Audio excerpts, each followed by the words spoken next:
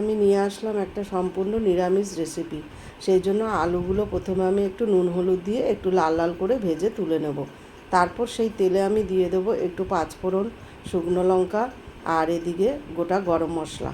তারপরে দিয়ে দিলাম পটলগুলো। তো পটলগুলো একটু ভালো করে ভেজে নিলাম। তারপরে দিয়ে দিলাম একটু আদা বাটা, টমেটো কুচি দিয়ে আবার নাড়াচাড়া করে নিলাম। তারপরে একটু নুন দিলাম। এবার নুন দিয়ে ভালো করে নেড়ে নিলাম। এবার নাড়া হয়ে গেলে তারপরে আমি তাতে দিয়ে দেবো আলুগুলো, এই ভাজা আলুগুলো। ভাজা আলু দেওয়ার পরে একটু হলুদ গুঁড়ো, লঙ্কার গুঁড়ো দিয়ে দিলাম। দিয়ে আবার ভালো করে মশলাটা দিয়ে কষিয়ে নিলাম। কষিয়ে নিয়ে তারপরে দিয়ে দিলাম একটু ভাজা জিরের গুঁড়ো। তারপরে আবার একটু নাড়াচাড়া করে তারপরে দিয়ে দিলাম পরিমাণ মতো জল। তো জল দিয়ে আমি কিছুক্ষণ চাপা দিয়ে রেখে দিলাম। দিয়ে তারপরে ফুটে উঠলো, তারপরে একটু দিয়ে দিলাম ঘি। তারপরে হয়ে গেল আমার রেডি পটল আলুর রেসিপি। এটা একটা নিরামিষ রেসিপি, ভাত রুটি খুব ভালো লাগে তার সাথে খেতে।